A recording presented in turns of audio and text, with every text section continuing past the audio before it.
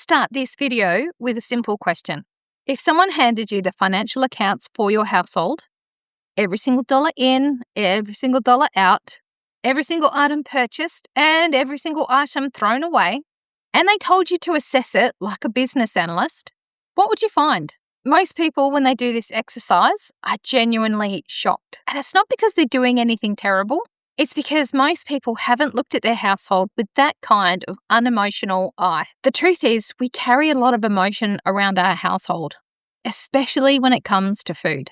Because food is love, food is emotion, and food is memory and tradition and belonging. All of that is true, yet none of that is what I'm asking you to set aside. But I am asking you to set aside the emotion long enough to see the leaks, because every single household has them, and in most households, they're really significant. The average Australian household throws over $350 worth of food away every single week. That's over $4,000 a year. You paid for it, you bought it, and then you brought it home and then threw it in the bin. And it's not because you don't care, it's because you don't have a system. No one is tracking what's in your fridge. No one's tracking what you're using and what you're throwing away. And there's no rotation. And there's no plan that connects it to your fridge, your freezer, or your pantry. It is barely connected to what's for dinner. It's just a continuous, invisible leak every single week, every month, and every year. And that is just a waste.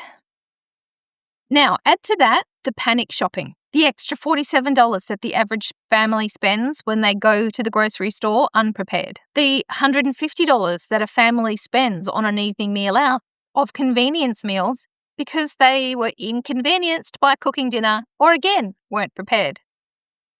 And don't get me started on the duplicate tins or cans of something that you purchased because you weren't sure if it was in your pantry or fridge to begin with. When you strip the emotions away from your household and examine it as if it was a business, the leaks become completely visible. And visible leaks can be fixed. This is the household audit, and it's the first practical action I ask every family to undertake when they start the program. It's not the garden, it's not the preserves, and it's not a single plant or seed planted. First, look at what's happening honestly with your food systems. And the audit has 4 parts. Part 1 is the pantry inventory. Open every drawer, every cupboard, and look at every shelf in your kitchen. Pull every single thing out. And you need a piece of paper with 2 columns. You need to write down what you have and what state it's in. Most people find things that they completely forgot they owned. They have expired cans of food, some people from a decade ago.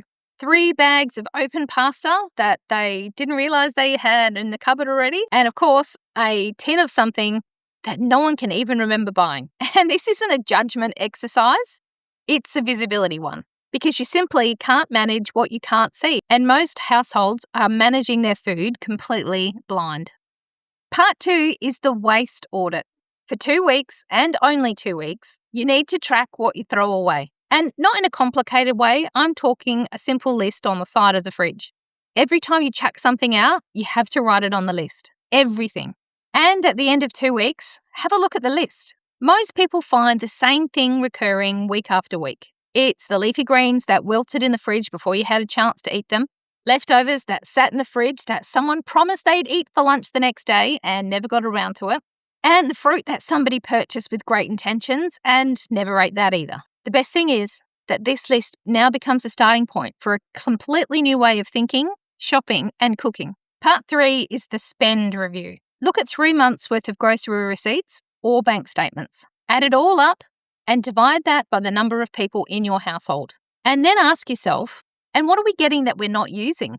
Part 4 is the buffer check. So you need to open your pantry, your fridge, your freezer, and honestly ask yourself, if we couldn't go to the grocery store for a couple of weeks, would we be okay? Would we be able to eat meals consistently all throughout the day and throughout those 3 weeks? And I'm not talking about freeze-dried packet food or surviving on crackers and tin soup, because that doesn't count. I'm talking real meals that sustain your family.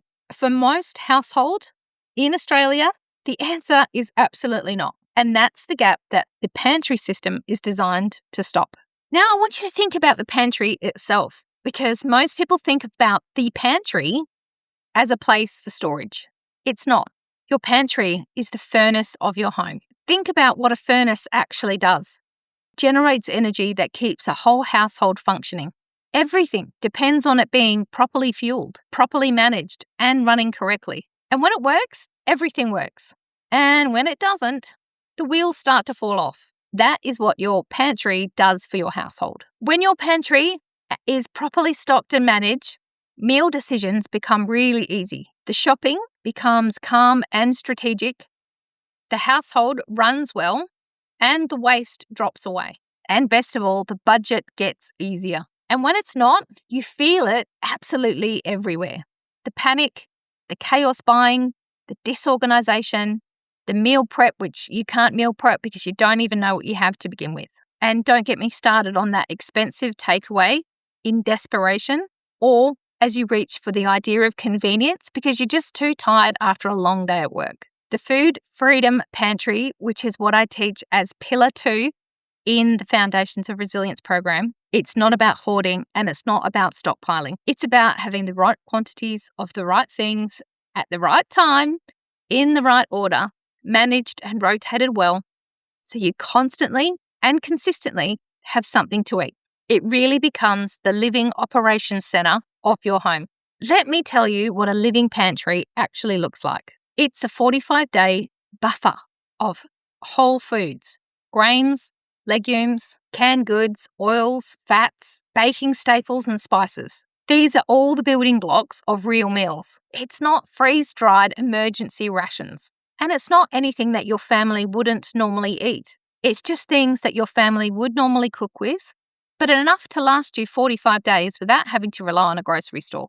It's organised so you can see what you have and what you need at a glance. There's nothing hiding behind anything else, and there's nothing forgotten back there or going expired. It uses the rotation system, first in, first out. So the oldest items are always in the front and get used first, and any of the new stuff you buy goes towards the back. This single habit, which takes about 5 minutes to maintain, is the difference between a pantry that works and a pantry that slowly fills up with items you're not sure you have and eventually get thrown out. And it's connected to a real meal plan. Not a rigid, complicated, takes more than an hour a week to plan. It's a simple awareness of what's actually in your pantry and the knowledge on how to use them to make real meals. And when those elements are in place, something shifts. You stop shopping from scarcity and you start shopping from abundance.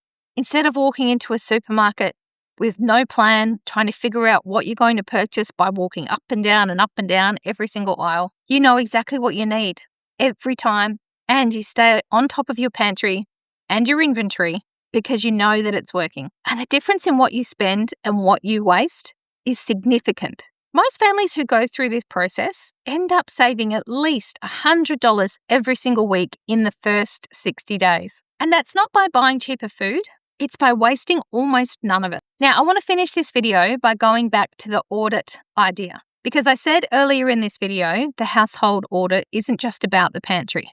The same clear-eyed, business-minded assessment applies to every single part of your household. For example, where's your time going? Where is your energy being spent that's not actually moving you forward towards your big resilience goal? What processes are broken that never get fixed because it's just inconvenient to fix them? Think about what your household would look like if you ran it with the same intention and care that you would a business. Because here's what I know from watching hundreds of families go through this process, is that a household that runs with intention, with a system, and with a plan is a household that has more time, has more money, it has more energy, and it has more calm. And it's not because life becomes easier, because let's face it, life isn't getting any easier. It's because the household has been designed to absorb the difficulty rather than be shattered by it. That is what you are building. Start with the audit. Really, it can take as little as an afternoon.